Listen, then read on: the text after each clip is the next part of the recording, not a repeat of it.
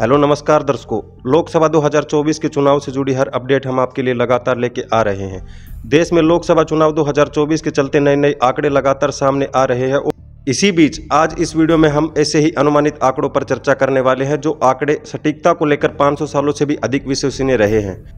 जी हाँ दर्शकों, आप सही सोच रहे हैं। हम बात कर रहे हैं फलोदी सट्टा बाजार की, जिसने हाल ही में लोकसभा चुनाव 2024 से जुड़े अनुमानित आंकड़े जारी कर दिए हैं और आज हम इन्हीं आंकड़ों के आधार पर बताएंगे कि लोकसभा चुनाव 2024 में किस पार्टी की सरकार या सत्ता बन सकती है, किस पार्टी को कितनी सीटें मिल सकती है और कौन देश का अगला प्रधानमंत्री हो सकता है। क्या वो एनडीए बीजेपी से होगा या फिर इंडिया अलायंस से होगा। तो इन सभी की जो चर्चा है वो हम लगातार आगे बढ़ाने की कोशिश करते हैं और सर से जानने की कोशिश करते हैं कि किन किन राज्यों के अंदर हमें बीजेपी के अंदर उतार और चढ़ाव देखने को मिल सकता है। तो सर आपकी इसके ऊपर क्या राय है और अपने दर्शकों को जो है आप बताएं कि किन किन राज्यों के अंदर जो है बीजेपी की सीटों का नुकसान उठाना पड़ सकता है या यूं कहे कि बीजेपी को कहीं ना कहीं किन्हीं सीटों से फायदा भी हो सकता है। तो दर्शकों को बताएं सर। कल हमने बताया था कि फलोदी सट्टा बाजार के आधार पर राजस्थान में किस सीट से कौन जीत रहा है। वैसे हम फलोदी सट्टा बाजार को प्रमोट नहीं करते हैं जी, लेकिन लोगों का इंटरेस्ट बना होता है, उत्सुकता बनी होती है चुनाव में कि भाई कौन जीत रहा है, कहाँ जीत रहा है। तो इस वजह से हम ये आंकड़े उनके सामने लेके आ रहे हैं हर दिन। आज हम फलोदी सट्टा बाजार ने जो देश के आंकड़े जारी करे हैं उनकी इस वीडियो में चर्चा करने वाले हैं। उनके आधार पर हम बताने वाले हैं कि किस पार्टी की सत्ता आ रही है इस बार। सबसे पहले हम प्रधानमंत्री का दावेदार कौन हो सकता है फलोदी सट्टा बाजार के आधार पर, और साथ ही अंत में वीडियो के ये बताएंगे कि किस पार्टी को कितनी सीटें मिलने जा रही हैं फलोदी सट्टा बाजार के आधार पर। अगर सबसे पहले मैं शुरुआत करूं दिल्ली से। जी सर। दिल्ली देश की राजधानी है और दिल्ली में ही सबको आना है। जी दिल्ली के लिए ही ये लड़ाई है जी और दिल्ली की गद्दी पे ही सबको बैठना है। जी। तो सर जैसा आपने बताया कि सभी को जो है दिल्ली की सीट या दिल्ली पे एक प्रकार से राज चाहिए जो है पूरे देश के ऊपर राज कर सके। लेकिन सर अगर बात की जाए कि जिस प्रकार इस चुनाव में उतार चढ़ाव अपने को देखने को मिले तो क्या कहीं ना कहीं इसका इम्पैक्ट जो बीजेपी की सीटों के ऊपर भी पड़ता हुआ दिखाई दे रहा है। देखो, जैसे मैंने आपको बताया कि दिल्ली की सत्ता में सबको आना है, तो अब दिल्ली से ही शुरुआत करते हैं कि बीजेपी को वहां पर क्या नुकसान होता हुआ दिख रहा है या फायदा। बीजेपी को फलोदी सट्टा बाजार इस बार सीटें कम दे रहा है या फिर पिछले दो बार की जैसे 2014 में भी उनको 7 की 7 सीटें मिली थी, 2019 में भी 7 की 7 सीटें मिली। इस बार भी क्या 7 की 7 सीटें दे रहा है या नहीं। जी सर। अगर फलोदी सट्टा बाजार के अनुमान को माने तो इस बार बीजेपी को 6 से 7 सीट मिल सकती है। जी। यानी कि बीजेपी को एक सीट का नुकसान हो भी सकता है या नहीं भी। बीजेपी को कोई नुकसान नहीं होता दिख रहा केजरीवाल जी के जेल में जाने का, अगर फलोदी सट्टा बाजार की माने तो। और जिस प्रकार की दिल्ली की राजनीति में उतार चढ़ाव हुए उसका माहौल भी जो है इन चुनाव पे तो हमें देखने को कहीं ना कहीं नहीं मिल रहा है, वो फलोदी सट्टा बाजार के अगर माने तो।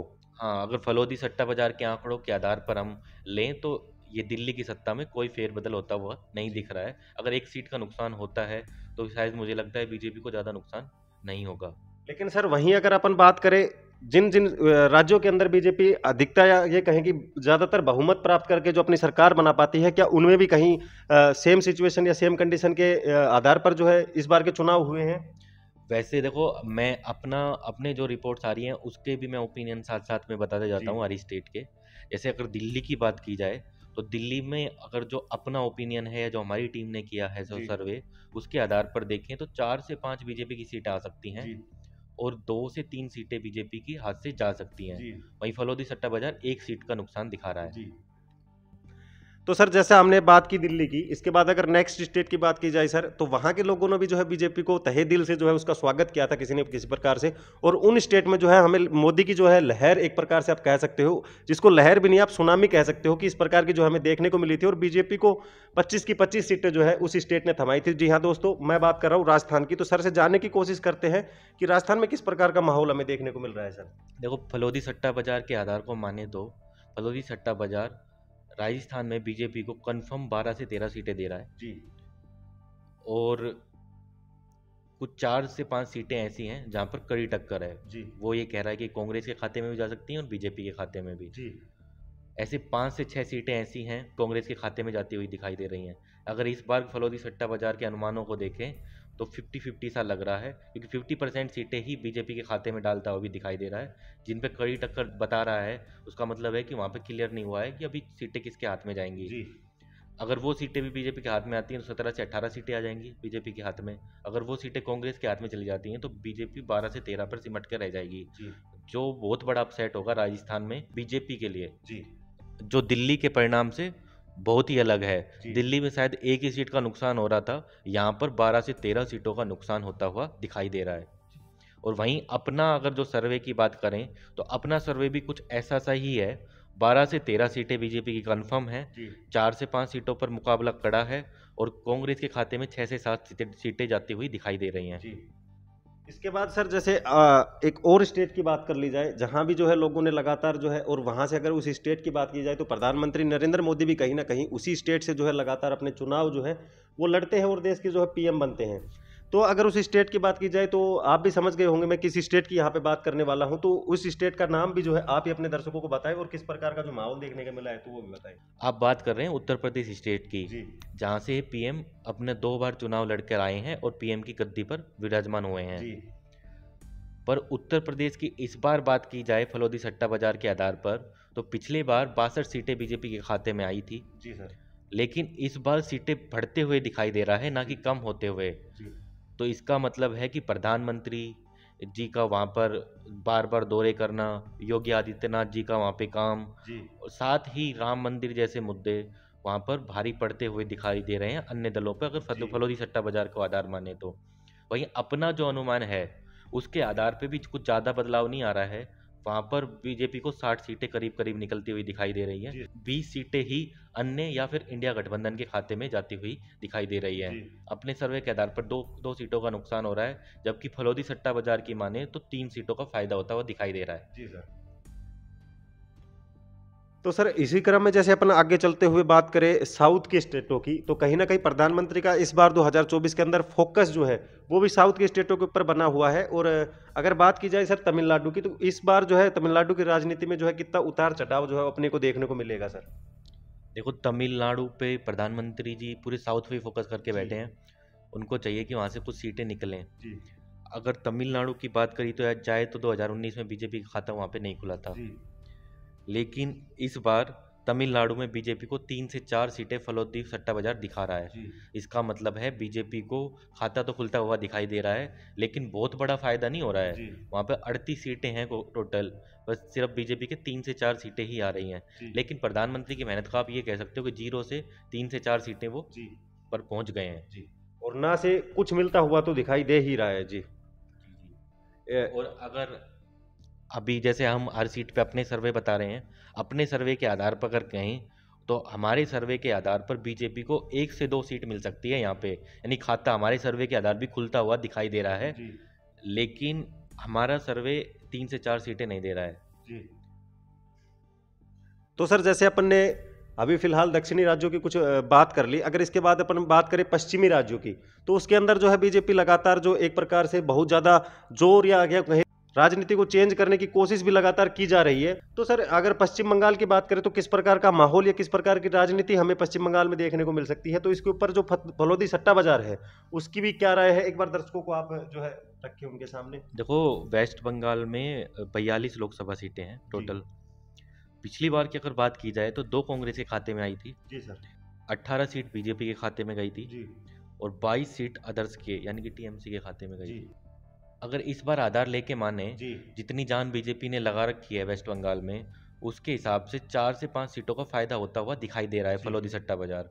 पिछली बार 18 सीटें आई थी, इस बार 20 से 22 सीटें वो दिखा रहा है। लेकिन हमारा अनुमान इसके विपरीत है। हमारा अनुमान यही कह रहा है कि बीजेपी पिछले वाली परफॉर्मेंस ही दोहरा पाएगी, कुछ बढ़ोतरी या घटोतरी नहीं होगी उनकी उसमें। और यहाँ पे सर मैं दर्शकों को आप वाली बात जो है रिपीट करना चाहूंगा, क्योंकि कहीं ना कहीं दीदी यहाँ पे जो है भैया पे फिर से जो है भारी पड़ती हुई जी।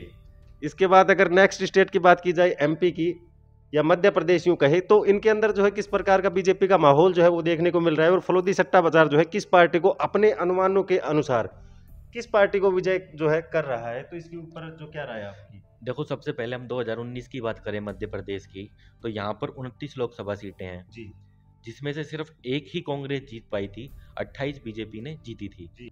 लेकिन इस बार फलोदी सट्टा बाजार 2 सीटों का नुकसान होता हुआ दिखाई दे रहा है।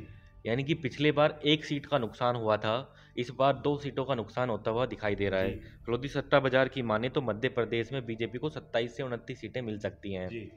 लेकिन वहीं हमारे अनुमान की बात की जाए तो बीजेपी को 29 की 29 सीटें यहाँ पर जीत सकती है बीजेपी। और कहीं ना कहीं चांस है इस चीज का। हाँ, हमारा सर्वे ये कह रहा है कि बीजेपी यहाँ पर सुपड़ा साफ कर देगी जी। अन्य पार्टियों का। जी। तो फुल बटे फुल नंबर आने वाले हैं बीजेपी को। जी। तो अगर फलोदी सट्टा बाजार हमारे हिसाब से 1 या 2 सीट कम दे रहा है जी। और हमारी सीटें 1 से 2 अधिक हो रही हैं। तो सर हमने जैसे बात की मध्य प्रदेश की, तो आपने अपने आंकड़े जो है दर्शकों के सामने पेश किए। इसके बाद सर हम बात करते हैं एक साउथ की स्टेट की, जहां के सीएम जो है लगातार अपने बेबाक बयानों को लेकर जो है लगातार चर्चाओं में भी बने रहते हैं, और कहीं ना कहीं उनकी सुर्खियां जो है हमें मीडिया में भी कहीं ना कहीं देखने को मिल ही जाती है। तो इस स्टेट की अगर बात की जाए तो इस स्टेट में जो है बीजेपी का किस प्रकार का माहौल अपने को दिखाई देगा, तो इस चीज की जो फलोदी सट्टा बाजार क्या कह रहा है, तो इस चीज के ऊपर क्या राय है आपकी? देखो, तेलंगाना में 17 लोकसभा सीटें हैं जी। और वहाँ पर पिछली बार की बात की जाए तो 3 कांग्रेस के खाते में आई थी, 4 बीजेपी के खाते में गई थी और अदर्स बाकी 10 की जो सीटें थी वो अदर्स के खाते में गई थी। जी। और जैसा आपने कहा कि वहाँ के सीएम हमेशा अपने बेबाक बयानों के लिए जाने जाते हैं। जी। हाल ही में उनका एक इंटरव्यू वायरल हो रहा है जिसमें उन्होंने कहा है कि बीजेपी को साउथ से 10 से अधिक सीटें नहीं मिलेंगी। लेकिन फलोदी सट्टा बाजार की माने तो तेलंगाना में बीजेपी 6 से 7 सीटें जीतती हुई दिखाई दे रही है, जो पिछले साल से 2 से 3 सीटें बढ़ोतरी करती हुई दिखाई दे रही है। वहीं हमारे अनुमान के अनुसार भी यह आंकड़ा कहीं ना कहीं सटीक साबित होता हुआ दिखाई दे रहा है। जी। हमारे आंकड़े के अनुसार भी बीजेपी इतनी सीटें तेलंगाना से निकाल लेगी। तो दर्शकों, यहाँ पे हमने जो स्टेट वाइज अगर बात की, तो स्टेट वाइज जो है फलोदी सट्टा बाजार की तरफ से इतने आंकड़े जो है पेश हुए थे, उन सीटों की हमने आपके साथ चर्चा कर ली। अगर बात की जाए ओवरऑल सीटों की, तो सर किस प्रकार का माहौल जो है फलोदी सट्टा बाजार के अनुसार सीटों की जो है बताई जा रही है, तो इस चीज के ऊपर आप दर्शकों के साथ शेयर करें। देखो, फलोदी सट्टा बाजार लगातार अपने अनुमान जारी कर रहा है। जी। अभी तक उन्होंने सिर्फ 7 स्टेट जिनमें हमने चर्चा करी, दिल्ली की, जी। राजस्थान, उत्तर प्रदेश, तमिलनाडु, पश्चिम बंगाल, मध्य प्रदेश और तेलंगाना के जारी आंकड़े कर दिए हैं। जी। वो आंकड़े हमने अपने दर्शकों से साझा भी कर दिए हैं। जी। इसी के साथ फलोदी सट्टा बाजार ने यह भी आंकड़े जारी कर दिए हैं कि किस पार्टी को कितनी सीटें देश में आएंगी। जी। तो सर अगर बात की जाए, जैसे आपने अभी दर्शकों को फलोदी सट्टा बाजार का हाल बताया, या यूं कहे कि एनडीए की जो है कितनी सीटें इस बार जो है देखने को मिल सकती है, अगर बात की जाए इनकी अलग अलग कि अगर बीजेपी को कितनी सीटें जो है मिलेगी, और इनके अलायंस करने से जो है एनडीए यूं कहे कि इसको कितनी सीटें मिल सकती है, तो इसके ऊपर आपके जो है क्या राय है इसके ऊपर? देखो, आपने सही सवाल पूछा है। हमने बात करी है एनडीए की, जी। लेकिन बीजेपी को कितनी सीटें आ रही हैं जी। ये हमने नहीं बताया। तो मैं आपको बता दूं, इसमें से 30 से 35 सीटें एनडीए अलायंस को जा रही हैं, बाकी की जो सीटें बच गई वो बीजेपी की सीटें हैं। जी। तो कहीं ना कहीं अब इसके बाद सर हम नेक्स्ट बात करें फलोदी सट्टा बाजार के अनुसार, तो इंडिया अलायंस यूं कहे कि इसको जो है देश भर से कितनी सीटें मिल सकती हैं, हमारे दर्शक ये भी जानना चाहेंगे। तो सर इसके ऊपर आपकी क्या राय है? देखो, इंडिया अलायंस की बात की जाए तो मैं आपको अलग अलग आंकड़े बता देता हूँ। जी। अगर कांग्रेस की बात की जाए तो कांग्रेस इस बार 90 से 100 सीटें जीतती हुई दिखाई दे रही है फलोदी सट्टा बाजार के अनुसार। जी सर। वहीं इंडिया अलायंस मतलब अलायंस जो पार्टियां अलग लड़ रही हैं, जी। उनकी बात की जाए तो 100 से 150 सीटें उनके अलायंस के पास जाती हुई दिखाई दे रही है। वहीं अगर दोनों की टोटल की बात की जाए तो वहीं बीजेपी का नंबर से ये 10 नंबर कम रह रहे हैं, यानी कि इनको 240 से 250 सीटें मिलती हुई दिखाई दे रही है फलोदी सट्टा बाजार के आधार पर।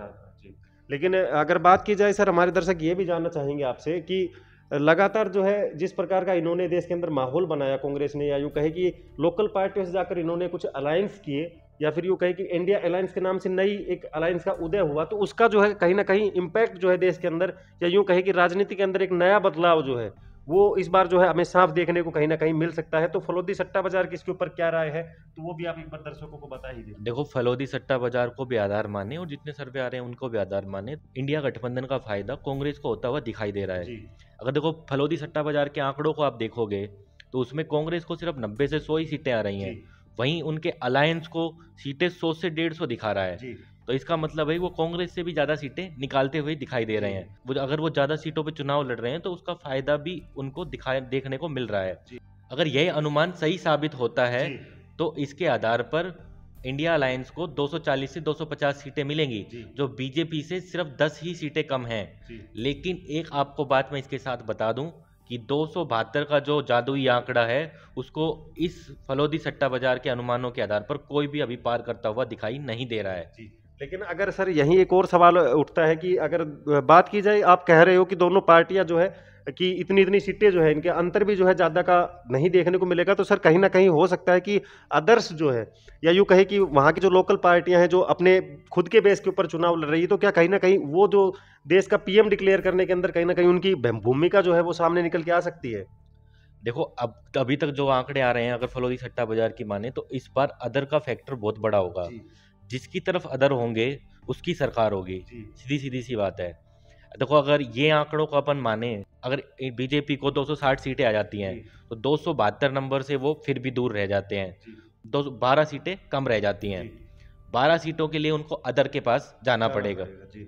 लेकिन ये भी अपना सिस्टम है कि सबसे पहले राष्ट्रपति उसी पार्टी को बुलाता है जिसके पास सीटें थोड़ी अधिक होती हैं सरकार बनाने के लिए।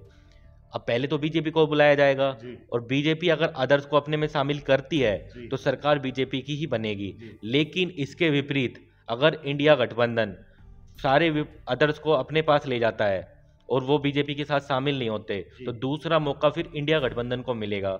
और इंडिया गठबंधन के पास अगर 250 सीटें आती हैं तो उनके बहुमत से वो 22 नंबर दूर रह जाएंगे, मतलब 22 सीटों से दूर रह जाएंगे।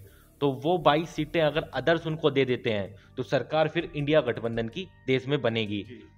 अगर मैं अदर की सीटों की बात करूं तो फलोदी सट्टा बाजार 30 से 33 सीट पूरे देश में अदर्स को दे रहा है, जो ना इंडिया गठबंधन में शामिल हैं ना एनडीए में शामिल हैं।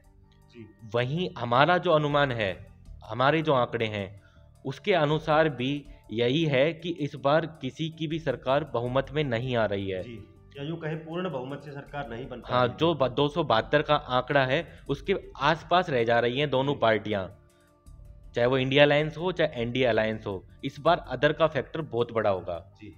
तो सर, जैसा आपने अभी बताया कि अदर्स का जो है इस बार कहीं ना कहीं फैक्टर जो है वो सामने निकल के आएगा, और हिंदुस्तान में जो है एक प्रकार कहे कि नई राजनीति जो है उसका उदय होने वाला है। तो सर, इसके ऊपर भी अगर आप कुछ दो बातें जो अपने दर्शकों के सामने रखना चाहें तो।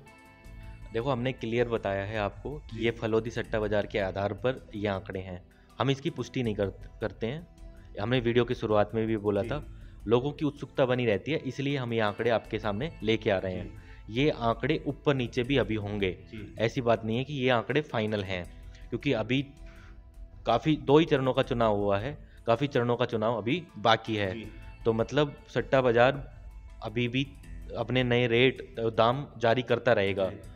जैसे जैसे चरणों के चुनाव आगे बढ़ेंगे हमारी रिपोर्ट्स भी आती रहेंगी, उसमें भी थोड़ा बहुत आगे पीछे होता रहेगा। अब जैसे जो भी आगे पीछे होगा वो हम वीडियो के माध्यम से लगातार अपने दर्शकों को बताते रहेंगे। तो दर्शकों, आज की इस वीडियो में हमने फलोदी सट्टा बाजार और अपने आंकड़े जो सामने निकल के आए हैं उनके आधार पर आपको बताया कि देश के अंदर किस पार्टी की कितनी सीटें आ सकती है। वहीं आपके अनुसार देश में अगला प्रधानमंत्री कौन हो सकता है, किस पार्टी की कितनी सीटें जो है वो हमें देखने को मिल सकती है, या फिर यूं कहे कि किसकी सरकार जो है वो इस बार हमें देखने को मिल सकती है। आप नीचे अपनी कमेंट बॉक्स में अपनी राय जो है वो हमारे साथ जरूर शेयर करें। अब तक की वीडियो में मैं आपके साथ था सचिन यादव और हमारे साथ सर पुरुषोत्तम शर्मा जी। तो इस वीडियो को हम यहीं विराम देते हैं, मिलते हैं ऐसी ही किसी नेक्स्ट वीडियो में। अगर आपको ये वीडियो अच्छी लगे तो प्लीज़ इस वीडियो को लाइक जरूर कर दे, चैनल को भी सब्सक्राइब कर दे, ताकि आने वाली हर वीडियो आपको यहाँ पे सबसे पहले मिल सके। तो धन्यवाद। ऐसी ही और खबरों से हमेशा अपडेट रहने के लिए चैनल को सब्सक्राइब कर लीजिए, और वीडियो पसंद आया हो तो लाइक और शेयर करना ना भूलें।